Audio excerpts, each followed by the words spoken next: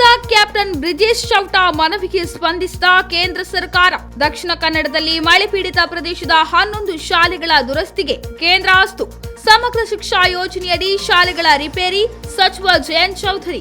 ದಕ್ಷಿಣ ಕನ್ನಡ ಜಿಲ್ಲೆಯಲ್ಲಿ ಪ್ರಾಕೃತಿಕ ವಿಕೋಪದಿಂದ ಹಾನಿಗೊಂಡಿರುವ 11 ಶಾಲೆಗಳನ್ನು ದುರಸ್ತಿಗೊಳಿಸಲು ಕೇಂದ್ರ ಸರ್ಕಾರ ಅನುಮೋದನೆ ನೀಡಿದೆ. ಸಂಸತ್ತಿನ ಮುಂಗಾರು ಅಧಿವೇಶನ ನಡೆಯುತ್ತಿದ್ದು, ಸಂಸದ ಕ್ಯಾಪ್ಟನ್ ಬ್ರಿಜೇಶ್ ಚೌಟ ಅವರು ದಕ್ಷಿಣ ಕನ್ನಡದಲ್ಲಿ ಅತಿವೃಷ್ಟಿಗೆ 290ಕ್ಕೂ ಹೆಚ್ಚು ಸರ್ಕಾರಿ ಶಾಲೆಗಳ ಮೂಲಸೌಕರ್ಯಕ್ಕೆ ಹಾನಿಯಾಗಿದ್ದು, ಅವುಗಳ ದುರಸ್ತಿ ಕಾರ್ಯಕ್ಕೆ ತುರ್ತಾಗಿ ಕೇಂದ್ರ ಸರ್ಕಾರದ ನೆರವನ್ನ ಕೋರಿದ್ದರು. ದಕ್ಷಿಣ ಕನ್ನಡವೂ ಸೇರಿದಂತೆ ಕರಾವಳಿ ಭಾಗದಲ್ಲಿ ಮಳೆ ಪೀಡಿತ ಪ್ರದೇಶಗಳಲ್ಲಿ ಹಾನಿಗೊಂಡಿರುವ ಶಾಲೆಗಳ ರಿಪೇರಿ ಹಾಗೂ ಅಗತ್ಯ ಮೂಲಸೌಕರ್ಯ ಒದಗಿಸುವುದಕ್ಕೆ ಏನೆಲ್ಲ ತುರ್ತು ಕ್ರಮಗಳನ್ನು ಕೈಗೊಳ್ಳಲಾಗಿದೆ ಎಂಬುದರ ಬಗ್ಗೆ ಚುಕ್ಕೆ ಗುರುತಿಲ್ಲದ ಪ್ರಶ್ನೆಯಡಿ ಮಾಹಿತಿ ಕೋರಿದ್ದರು. ಇದಕ್ಕೆ ಸ್ಪಂದಿಸಿರುವ ಶಿಕ್ಷಣ ಖಾತೆ ರಾಜ್ಯ ಸಚಿವ ಜಯಂತ್ ಚೌಧರಿ ಅವರು ಲಿಖಿತ ಉತ್ತರವನ್ನ ನೀಡಿದ್ದಾರೆ.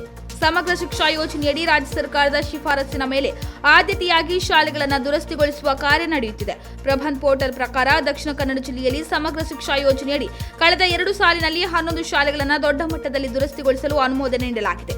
ಕೇಂದ್ರದ ಈ ಸಮಗ್ರ ಶಿಕ್ಷಾ ಯೋಜನೆಯು ರಿಪೇರಿಗೆ ಕಾಯುತ್ತಿರುವ ಶಾಲೆಗಳನ್ನು ಆದ್ಯತೆ ಮೇರೆಗೆ ದುರಸ್ತಿಗೊಳಿಸುವುದಕ್ಕೆ ರಾಜ್ಯ ಸರ್ಕಾರಗಳಿಗೆ ಹೆಚ್ಚಿನ ಅನುಕೂಲ ಕಲ್ಪಿಸುತ್ತದೆ. ಆ ಮೂಲಕ ನೈಸರ್ಗಿಕ ವಿಕೋಪದಿಂದ ಹಾನಿಗೊಳಗಾಗುವ ಶಾಲೆಗಳನ್ನು ಯಥಾಸ್ಥಿತಿಗೆ ತರುವುದಕ್ಕೆ ಕೇಂದ್ರ ಸರ್ಕಾರದ ಸೂಕ್ತ ಆರ್ಥಿಕ ನೆರವು ಪಡೆದುಕೊಳ್ಳಬಹುದು ಎಂದು ಅವರು ಹೇಳಿದ್ದಾರೆ. ಮಳೆ ಪೀಡಿತ ಪ್ರದೇಶಗಳ ಶಾಲೆಗಳನ್ನು ತುರ್ತಾಗಿ ದುರಸ್ತಿಗೊಳಿಸಿ ಅವುಗಳಿಗೆ ಸೂಕ್ತ ಮೂಲಸೌಕರ್ಯ ಮರುಸ್ಥಾಪಿಸುವುದಕ್ಕೆ ಕೇಂದ್ರ ಸರ್ಕಾರದ ಶಾಲಾ ಶಿಕ್ಷಣ ಮತ್ತು ಸಾಕ್ಷರತಾ ಇಲಾಖೆಯು ರಾಷ್ಟ್ರೀಯ ವಿಪತ್ತು ನಿರ್ವಹಣಾ ಪ್ರಾಧಿಕಾರದ ಸಮನ್ವಯದಲ್ಲಿ ಪ್ರತ್ಯೇಕ ಮಾರ್ಗಸೂಚಿ ಹಾಗೂ ಸಲಹೆಗಳನ್ನು ಬಿಡುಗಡೆಗೊಳಿಸಿದೆ. ಈ ನಡುವೆ ಕೇಂದ್ರ ಸರ್ಕಾರವು ನೈಸರ್ಗಿಕ ವಿಪತ್ತು ನಿರ್ವಹಣಾ ನಿಧಿಯಡಿ ದಕ್ಷಿಣ ಕನ್ನಡದಲ್ಲಿ 2024-25ನೇ ಸಾಲಿನಲ್ಲಿ 240 ಹಾಗೂ ರಾಜ್ಯ ಸರ್ಕಾರದ ನಿಧಿಯಡಿ 312 ಶಾಲಾ ಕಟ್ಟಡಗಳ ದುರಸ್ತಿ ಕಾರ್ಯ ಕೈಗೊಂಡಿರುವುದಾಗಿ ಸಚಿವ ಚೌಧರಿ ವಿವರಿಸಿದರು. ಈ ಬಗ್ಗೆ ಪ್ರತಿಕ್ರಿಯಿಸಿರುವ ಕ್ಯಾಪ್ಟನ್ ಚೌಟ ಅವರು ಮಳೆ ಪೀಡಿತ ಪ್ರದೇಶಗಳ ಶಾಲೆಗಳನ್ನು ಸಮಗ್ರ ಶಿಕ್ಷಾ ಯೋಜನೆಯಡಿ ರಿಪೇರಿಗೆ ಆದ್ಯತೆಯಡಿ ಅನುಮೋದನೆ ನೀಡಿರುವುದು ಸ್ವಾಗತಾರ್ಹ ಕ್ರಮ.